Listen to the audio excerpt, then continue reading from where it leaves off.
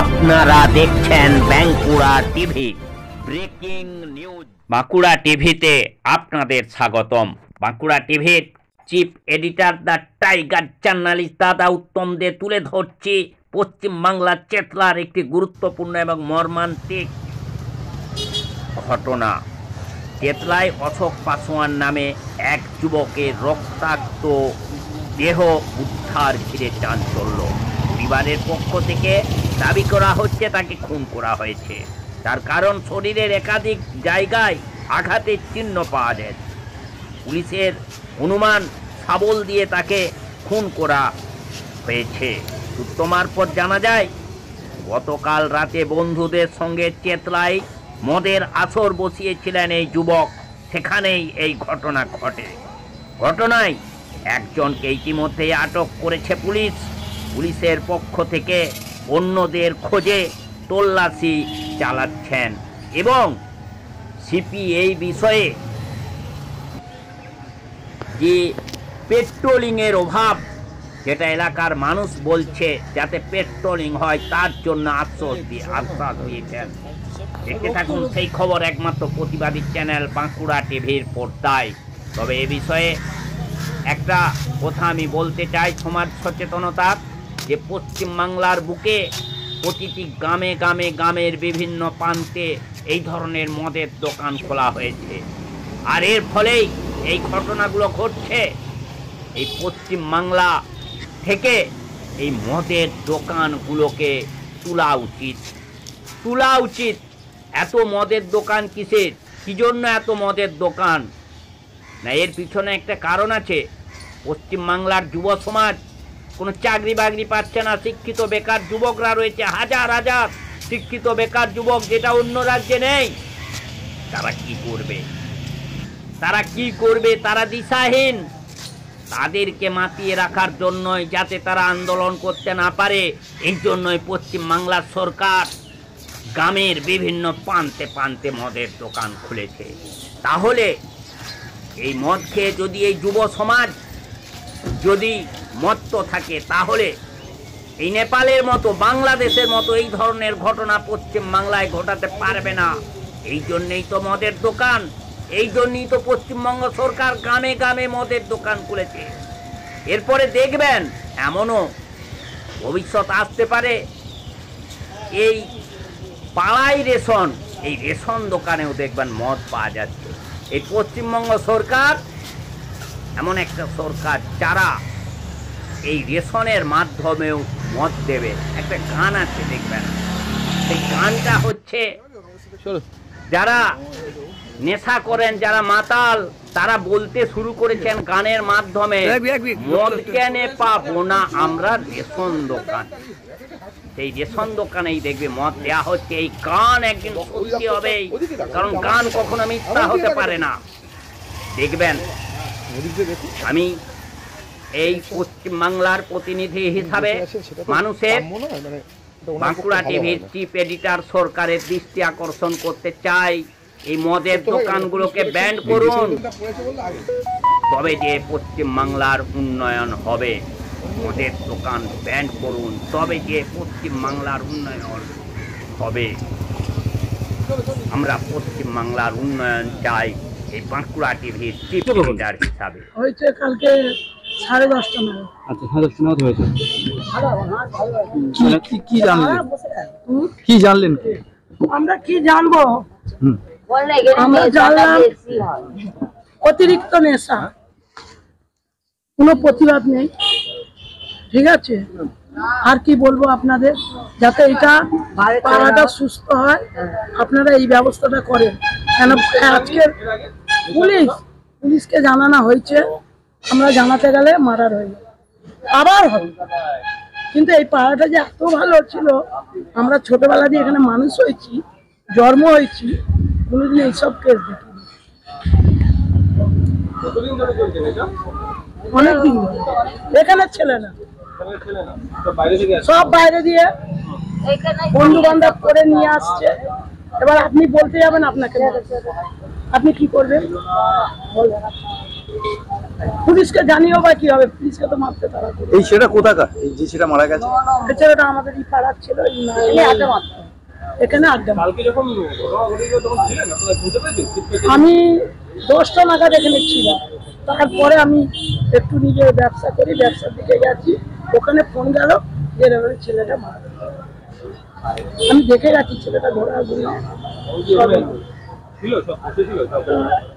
আমি দেখে গেছি, দেখে গিয়ে বাবা যেই করে থাকুক তার যেন শাস্তি হয়।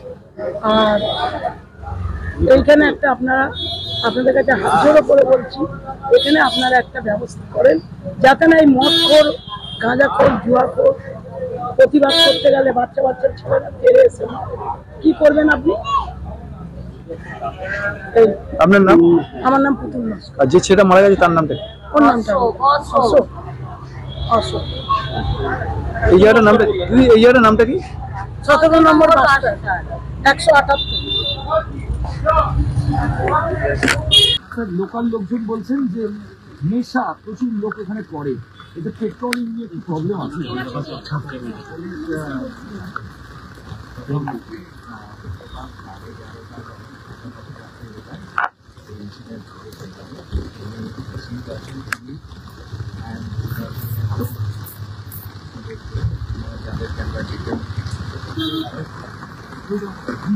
দুজনকে আমরা অ্যারেস্ট করেছি, তিনজন ফ্যামিলি ছিল, আরও এভিডেন্স আছে আমাদের কাছে, কিন্তু এভিডেন্স কিন্তু খুব ক্লিয়ারলি পরিষ্কার আছে, দুজনকে অ্যারেস্ট করা হয়েছে, ওরা ডাইরেক্টলি কেসটা 11:30টার আশেপাশে ঘটনা হয়েছে, 1টার আশেপাশে পুলিশ ধরুন 2 ঘন্টায় পুলিশ কেস ডিটেকশন করে অ্যারেস্ট করেছে। অ্যান্ড সিজার হয়েছে যে ব্যাপার যেটা সেটা পাওয়া গেছে। অ্যান্ড এছাড়াও আরও ইম্পর্টেন্ট এভিডেন্স আমরা পেয়েছি, সেটা এই মুহূর্তে কিন্তু এটা টোটাল কেন ইনসিডেন্ট হলো সেটা তদন্তের ব্যাপার আছে। নেশা বা ড্রাগস বা মদ রিলেটেড ইস্যু সেটা পুলিশ নিশ্চয়ই তদন্ত করে দেখবে। এটা মদ হয়েছে না কোনো কারণ কেন হয়েছে সেটা। অ্যান্ড যখন ইনসিডেন্ট এখানে হয়েছে কিছুক্ষণ পরেই পুলিশ এখানে উইদিন 2-3 মিনিটস পুলিশ চলে এসেছে। স্যার একটা পুলিশের পেট্রোলিং এখানে হয় না রেগুলার। ওটা কি বাড়ানো একটু আরেকটু, সেটা কি কারণ এখানকার লোকাল রেসিডেন্টরা বলছেন যে চেতলার একটা পার্ট সবসময় লাইটের মধ্যে থাকে, কিন্তু এই পার্টে রেলের সাইডিং বা আউটসাইডার্স মুভমেন্ট একটু বেশি আছে। এইগুলো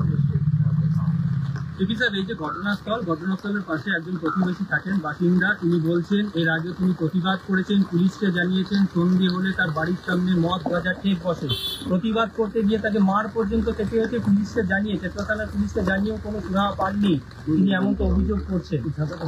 অভিযোগ যদি থাকে পুলিশ আগেও এখানে অ্যাকশন নিয়েছে, যে ড্রাগস যেটা কথা বলছে তার উপর পুলিশ অ্যাকশন নিয়েছে। অ্যান্ড আরও আমরা ডিটেলস জানি অ্যাকশন হয়েছে, অ্যাকশন হয়নি।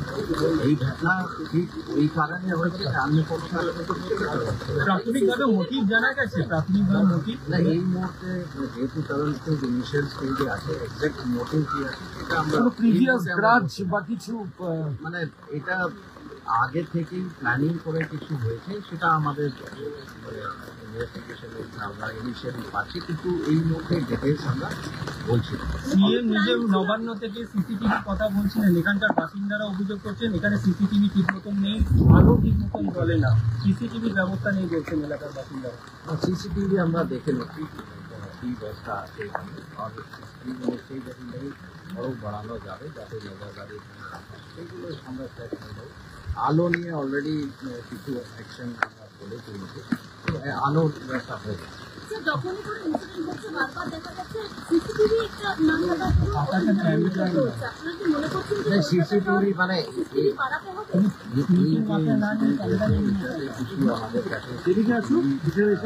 এভিডেন্স কিছু আছে, এটা আমরা তদন্তের সাথে কিন্তু আরও এখানে সিসিটিভি আলোগুলো বাড়ানো যাবে, সেটা নিশ্চয়ই আমরা এখানে থ্যাংক ইউ। আমরা কলকাতার পুলিশ কমিশনারের সঙ্গে কথা বলছিলাম। এই মুহূর্তে কলকাতা পুলিশ কমিশনের সাথে কথা বললাম এবং তিনি যেমনটা জানাচ্ছেন যে এখানে আগেও পেট্রোলিং করা হতো এবং এখনো পেট্রোলিং করা হবে, আরও যে পেট্রোলিং এর যে রেশিও সেটা বাড়ানোর কথা তিনি বলছেন। পাশাপাশি আপনাদেরকে জানিয়ে রাখি, শ্যাম বোস রোড 17 নম্বর বাস স্ট্যান্ড এই চেতলায় গতকাল রাতে অশোক পাসওয়ান নামে একজন ব্যক্তি, তার কিন্তু খুন হয়, যে এখনো পর্যন্ত যদিও বা পুলিশের তরফ থেকে জানানো হচ্ছে যেহেতু এই কেসটা একদম ইনিশিয়াল স্টেজে আছে, কি মোটিভ সেটা এখনো জানা যায়নি, কিন্তু পুরো বিষয়টা ঘটনাস্থলে সিপি, কলকাতার মেয়র তারা সবাই আসেন, পরিদর্শন করেন। এই মুহূর্তে যে ছবি দেখতে পাচ্ছেন,